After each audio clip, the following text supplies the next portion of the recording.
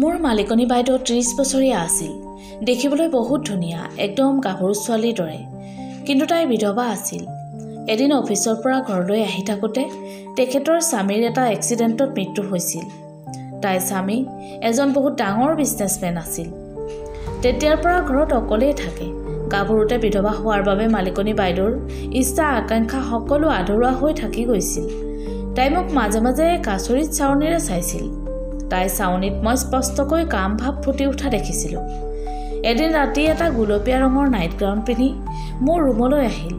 মই মেডামক সেই ৰূপত দেখি একেথিৰে চাই আছিলোঁ। তাই ক'লে, পৰাগ, মোৰ স্বামীৰ মৃত্যু হৈছে। মই এইখন ঘৰত বহুত নিঃসংগ অনুভৱ কৰোঁ। এতিয়া তুমিয়েই মোৰ নিঃসংগতাৰ লগতে মোৰ আধৰুৱা ইচ্ছাবোৰ পূৰণ কৰিব লাগিব। এই বুলি কৈ তাই মোৰ আগতেই তাই পিন্ধি থকা গাউনটো। বন্ধু বান্ধৱীসকল, মোৰ নাম পৰাগ। মোৰ বয়স 27 বছৰ। মই এটা বহুত দুখীয়া পৰিয়ালৰ ল'ৰা আছিলোঁ। সেইবাবে কাম বিচাৰি গুৱাহাটী চহৰলৈ আহিছিলোঁ। মোৰ বিয়া চহৰলৈ অহাৰ কেইমাহমানৰ আগতে হৈ গৈছিল। গাঁৱত মাহঁতৰ লগতেই মোৰ পত্নীক থৈ মই অকলেই কামৰ সন্ধানত আহিছিলোঁ।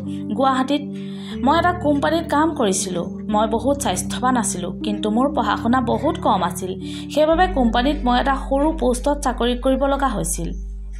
যেতিয়া মই আবেলি কাম ছুটি কৰি ঘৰলৈ আহি আছিলোঁ, তেনেতে ৰাস্তাৰ কাষত এজনী বহুত ধুনীয়া মহিলা মোৰ চকুত পৰিল।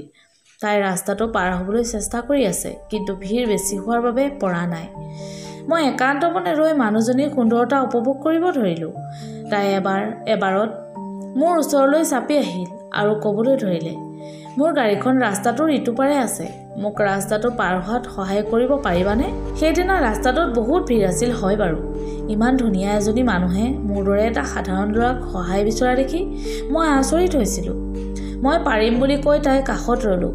তাই যেতিয়াই মোৰ হাতটোত ধৰিলে, মোৰ বুকুখন দুৰু দুৰুকৈ কঁপিবলৈ ধৰিলে। মুঠতে মই বুজাব নোৱাৰা এক আচৰিত পৰিৱেশৰ সন্মুখীন হৈছিলোঁ। তাইৰ হাতবোৰ বৰ কোমল আছিল। মই নিজকে কণ্ট্ৰল কৰি তাইক সুকলমে ৰাস্তাটো পাৰ কৰাই দিলোঁ। তাই নিজৰ গাড়ীখনত বহিবলৈ লৈ মোলৈ ঘূৰি চাইছিল। মই তাইলৈকে চাই আছিলোঁ। মোক সুধিলে, তোমাৰ নামটো কি? মই মোৰ নামটো ক'লোঁ। তাই আকৌ সুধিলে, তুমি কি কাম কৰা? মই ক'লোঁ, মই এটা কোম্পানীত কাম কৰোঁ। যেতিয়া মই কোম্পানীটোৰ নাম ক'লোঁ, তেতিয়া কোম্পানীটোৰ নাম শুনি তাই লাহেকৈ হাঁহি এটা মাৰিলে আৰু ক'লে, আৰে, এইটো দেখোন আমাৰেই কোম্পানী। মই এইটো কোম্পানীৰ অ'নাৰ হয়। এই কথা শুনি মই নিজেই আচৰিত হৈছিলোঁ। যাক মই এজনী সাধাৰণ মহিলা বুলি ভাবিছিলোঁ, তেওঁ আচলতে মই কাম কৰা কোম্পানীটোৰ মালিকনী। তেওঁ মই দৰমহা কিমান পাওঁ সুধিলে। মই ক'লোঁ, 10,000 টকা পাওঁ। মোৰ উত্তৰ শুনি তেখেতে কিবা এটা চিন্তা কৰিব ধৰিলে আৰু অলপ পিছতে ক'লে, যদি মই তোমাক মাহেকত 30,000 টকা দৰমহা দিওঁ আৰু খোৱা থকা ফ্ৰী, মোৰ ঘৰত কাম কৰিব পাৰিবা নেকি? মই এই প্ৰস্তাৱ শুনি আচৰিত হৈছিলোঁ। মই কওঁ নকওঁকৈ ক'লোঁ, মোৰ দৰে এজন মানুহে আপোনাৰ ঘৰত কাম কৰিব পৰা ক্ষমতা আছে জানো? মোৰ কথা শুনি তেওঁ ক'লে, মোৰ স্বামীৰ মৃত্যুৰ পিছত ইমান ডাঙৰ ঘৰটো চোৱা চিতা কৰা মোৰ বাবে বহুত দিগদাৰ হৈছে। কাম কৰা মানুহ বহুত সলনি কৰিছোঁ। এজনো বিশ্বাসী মানুহ পোৱা নাই। মোক এজন বিশ্বাসী মানুহ লাগে। যদি তুমি পাৰা, মোৰ লগতেই ব'লা। মই বেছি আৰু একো নাভাবিলোঁ। মোৰ এটা সাধাৰণ চাকৰি আছিল, যিটোত মই বহুত কষ্ট কৰিব লগা হৈছিল। দৰমহাও বহুত কম, আৰু এতিয়া 3 গুণ দৰমহা বেছি, লগতে থকা খোৱাও ফ্ৰী। এটা চাকৰি পাইছোঁ। এইটো সুবিধা মই হাতৰ পৰা এৰি দিম কেনেকৈ? মই কাম কৰিম বুলি ক'লোঁ। ঘৰ পায়ে পূজা মেডামে মোৰ থকা ৰুমটো দেখুৱাই দিলে। মেডামৰ ঘৰখন বহুত ডাঙৰ আছিল। ভিতৰখনত দামী দামী ফাৰ্নিচাৰে ভৰি আছিল। ধুনীয়া ডেক'ৰেশ্যন আৰু বিদেশী ফুলদানি, ফটো আদিৰে ইমান ধুনীয়াকৈ সজাই পৰাই থোৱা আছিল। ইমান ডাঙৰ এটা বাংলাত মেডাম কেনেকৈ অকলে আছিল, মই ভাবি আচৰিত হৈছিলোঁ। মেডামে মোক ঘৰটোৰ প্ৰতিটো কোঠাৰ লগত চিনাকি কৰাই দিছিল, কাৰণ মই গাঁৱত ডাঙৰ দীঘল হোৱা ল'ৰা আছিলোঁ। মেডামৰ ঘৰত ইমান দামী বস্তুবোৰৰ ব্যৱহাৰ মই ভালদৰে কৰিব জনা নাছিলোঁ। সেইবাবে মোক ধুনীয়াকৈ শিকাই বুজাই লৈছিল। মই এইটো কাম কৰি বহুত সুখী আছিলোঁ। চবতকৈ ভাল লগা কথাটো আছিল, পূজা মেডামে মোক চাকৰৰ দৰে ব্যৱহাৰ কৰা নাছিল।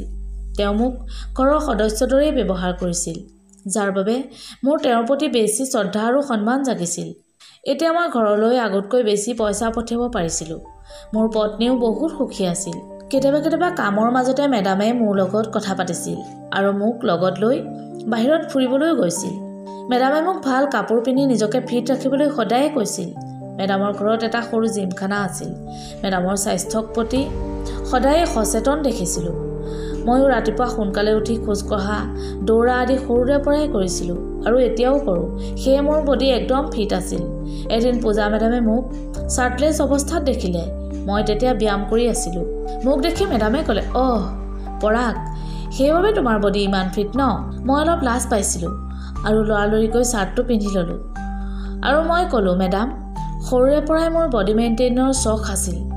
জিম যাবলৈ পইচাৰ অভাৱ, গতিকে সেইবাবে সদায় মই ব্যায়াম কৰোঁ।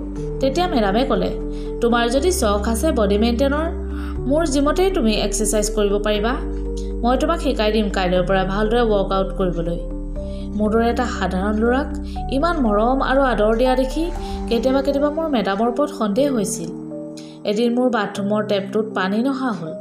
মই গা ধোৱাত বহুত দিগদাৰ হৈছিল। মেডামক ক'লোঁ, মোৰ বাথৰুমটোত পানী অহা নাই। তেতিয়া তেওঁ ক'লে, মোৰ বাথৰুমতে ধুব পাৰিবা, খালী হৈ আছে। এই বুলি কৈ মেডাম তাৰ পৰা গুচি যায়। মই আচ পোচ কৰি মেডামৰ বাথৰুমত গা ধুবলৈ সোমালোঁ। তেওঁৰ বাথৰুমটো মোৰ বাবে কোনো 5 ষ্টাৰ হোটেলতকৈ কম নাছিল।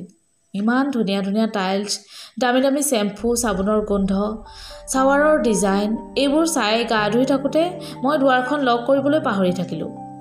তেনেকুৱাতে হঠাৎ মেডাম দুৱাৰখন খুলি সোমাই আহিল। যেতিয়াই মই মেডামক দেখিলোঁ, মই ভয় খাই গৈছিলোঁ। লৰালৰিকৈ টাৱালখন পিন্ধি ল'লোঁ। মেডামৰ চেহেৰাটো ৰঙা চিঙা পৰি গৈছিল। আৰে, মই পাহৰিয়ে গৈছিলোঁ তুমি যে ইয়াত গা ধুই আছা। তেওঁ বহুত লাজ পাইছিল, মই বুজি পাইছিলোঁ। এই বুলি কৈ মেডাম তাৰ পৰা গুচি যায়। কিন্তু মই লক্ষ্য কৰিছিলোঁ যে মেডামে যাওঁতে এটা মিচিকিয়া হাঁহি মাৰি গৈছিল। সেইদিনা ৰাতি মই মোৰ ৰুমত শুবলৈ বিচনা ঠিক ঠাক কৰি আছিলোঁ। তেনেতে মোৰ ৰুমৰ দুৱাৰত খটখট শব্দ হ'ল। মই দুৱাৰখন খুলি চাই দেখোঁ পূজা মেডাম দুৱাৰমুখত থিয় হৈ আছে। তেওঁৰ হাতত এটা সৰু কিন্তু ধুনীয়া পাৰফিউমৰ বটল। মই প্ৰশ্নবোধক চাউনিৰে মেডামলৈ চালোঁ। তেওঁ মিচিকিয়া এটা হাঁহি মাৰি ক'লে, আজি ৰাতি তুমি এইটো পাৰফিউম লগাই মোৰ ৰুমলৈ আহিবা। ৰাতি খোৱা বোৱা হোৱাৰ পিছত মই মেডামৰ ৰুমলৈ গ'লোঁ। ৰুমটো একদম আন্ধাৰ কৰি ৰাখিছিল। মই ৰুমটোলৈ সোমাই গ'লোঁ। যোৱাৰ লগে লগে মেডাম মোৰ কাষলৈ আহিল। আন্ধাৰ হোৱাৰ বাবে মই তেওঁক দেখা পোৱা নাছিলোঁ। তেওঁ মোৰ হাত এটাত ধৰি বিচনাখনত বহুৱাই দিলে আৰু লাহে লাহে তাই মোৰ শৰীৰত হাত বোলাব ধৰিলে। মেডামৰ ধুনীয়া লাৱনী দেহাৰ মই আগৰে পৰাই দিৱানা আছিলোঁ। তেওঁৰ পৰাই সঁহাৰি পাই মোৰ ধৈৰ্য হেৰাই গৈছিল। মই আৰু নিজকে কণ্ট্ৰল কৰি ৰাখিব নোৱাৰিলোঁ। মেডামৰ লগত সেই সকলোবোৰ হৈ গৈছিল যি কেৱল মোৰ পত্নীৰহে অধিকাৰ আছিল। সকলো সীমা অতিক্ৰম কৰি আমি কাম বাসনাত মচগুল হৈ পৰোঁ। যেতিয়া ৰাতিপুৱা মই সাৰ পাওঁ, বিচনাত মেডাম নাছিল। মোৰ মূৰটো গধুৰ গধুৰ লাগি আছিল, যেন মই শুইয়ে থাকিম। মই উঠি বাথৰুমত যাওঁ, একেবাৰে গা ধুই ওলাই আহোঁ। মেডামক ক'তো দেখা নাছিলোঁ। কিটচেনটোৰ ফালে যাওঁ। মেডামে ধুনীয়াকৈ কফি খাই বহি আছে। তেওঁক দেখি মোৰ লাজ লাগি গৈছিল। মই মেডামক ক'লোঁ, কালি ৰাতি যি হ'ল সেয়া মোৰ ভুল আছিল, আপুনি মোক ক্ষমা কৰি দিব। তেওঁ মিচিকিয়া হাঁহি এটা মাৰি ক'লে, কালিৰ কথা পাহৰি যোৱা, খাবলৈ কিবা এটা ধুনীয়াকৈ বনোৱা, বিৰাট ভোক লাগিছে। তেওঁ ইমান সহজভাৱে কথাটো ক'লে যেন একো হোৱাই নাই। কিন্তু মই ইমান সহজভাৱে কথাটো ল'ব পৰা নাছিলোঁ। মোৰ পত্নীৰ মুখখনলৈ বাৰে বাৰে মনত পৰি আছিল। তাই মোক কিমান বিশ্বাস কৰি চহৰলৈ অকলে পঠিয়াই দিছিল আৰু মই তাইৰ বিশ্বাসক এইদৰে ভংগ কৰি একদম শান্তি পোৱা নাছিলোঁ। এই ঘটনাটো হৈ যোৱা প্ৰায় এমাহ পাৰ হৈ গৈছিল। তথাপি মই পাহৰিব পৰা নাছিলোঁ কথাবোৰ। আজি ৰাতিপুৱাৰে পৰা মেডাম বহুত আনন্দত আছে। আজি মেডামৰ নন্দেক বন্দনা আহিব। ৰাতিপুৱাই মোক অৰ্ডাৰ দিছে নন্দেকৰ পচন্দৰ সকলো খানা বনাবলৈ। ঠিক 10 মান বজাত বন্দনা আহি পালেহি। মই আগতেই 2-3 বাৰমান তেওঁক লগ পাইছোঁ। মেডামক নিজৰ মাকৰ দৰেই ভাল পায়। মেডামেও বহুত মৰম কৰে। দুপৰীয়া আহাৰ খোৱাৰ পিছত দুয়ো মেডামৰ ৰুমত কথাৰ আড্ডাত বহে। এঘণ্টামানৰ পিছত মই কফি দুকাপ লৈ মেডামৰ ৰুমলৈ যাওঁ, কাৰণ এইখিনি সময়ত সদায়ে মেডামে একাপ কফি খায়। কিন্তু দুৱাৰমুখ পায়েই মোৰ ভৰি থমকি ৰয় তেওঁলোকৰ কথা শুনি। মেডামক বন্দনা বাইদেৱে এটা প্ৰেগনেঞ্চি কিট দেখুৱাই কয়, চোৱা বৌ, আজি তোমাৰ কাৰণেই মই মা হ'বলৈ ওলাইছোঁ। তুমি যদি সেইদিনা ৰাতি পৰাগৰ লগত মোক শাৰীৰিক সম্বন্ধ নকৰালাহেঁতেন, তেতিয়াহ'লে মই কেতিয়াও মা হ'ব নোৱাৰিলোহেঁতেন। তাহাঁতৰ কথাবোৰ শুনি মোৰ হাতৰ পৰা ট্ৰেখন সৰি পৰিল আৰু কাপকেইটা ভাগি ঠান ঠান হয়। দুয়োজনে উচপ খাই যায়। মেডাম উঠি আহি মোৰ ওচৰ পায়হি। মেডামে মোৰ লগত খেলা খেলৰ বিষয়ে জানিব পাৰি মই হতবাক হৈছিলোঁ। মোক সান্তনা দি কয়, পৰাগ, তুমি মোক এটা বহুত ডাঙৰ উপকাৰ কৰিলা। সত্যটো জানিলাই যেতিয়া তোমাৰ পৰা আৰু একো নলুকুৱাওঁ। মোৰ স্বামীৰ মৃত্যু হৈছে সেয়া তুমি গম পাইছাই। স্বামীৰ পিছতেই মোৰ আপোন বুলিবলৈ একমাত্ৰ মোৰ ননদ বন্দনাই আছিল। কিন্তু তাইৰো বিয়া হোৱা আজি 7 বছৰ হ'ল। তাইৰ কোনো সন্তান নাই। তাইক শহুৰৰ ঘৰত অত্যাচাৰ কৰা দেখি মোৰ সহ্য হোৱা নাছিল। ডাক্তৰৰ সকলো ৰিপৰ্ট তাই ঠিকেই আছে। আমাৰ সন্দেহ হয় তাইৰ স্বামীৰ ওপৰত। কিন্তু তাই অভিজাত্য স্বামীৰ ঘৰৰ মানুহে তাক একো ক'বলৈয়ে নিদিয়ে। ডাক্তৰৰ ওচৰত নি তাৰ টেষ্ট কৰাটো দূৰৰে কথা। মই বহুত চিন্তাত পৰিছিলোঁ। তাইৰ সংসাৰখন চকুৰ আগতে ভাঙি চুৰমাৰ হৈ যোৱাটো মই একদম বিচৰা নাছিলোঁ। সেয়ে মই এজন বিশ্বাসী মানুহ বিচাৰি আছিলোঁ। এদিন ভাগ্যক্ৰমে পৰাগ তোমাক লগ পাওঁ আৰু তোমাক টকাৰ লোভ দেখুৱাই ইয়ালৈ আনি মই প্লেন কৰাৰ দৰেই তোমাক ব্যৱহাৰ কৰোঁ। আৰু চোৱা, আজি তোমাৰ বাবে বন্দনাৰ সংসাৰত সুখৰ বন্যা নামি আহিছে। তাই মাতৃ হ'বলৈ ওলাইছে। মেডামে আৰু বহুত কিবাকিবি কৈছিল, কিন্তু মোৰ আৰু একো কাণত সোমোৱা নাছিল।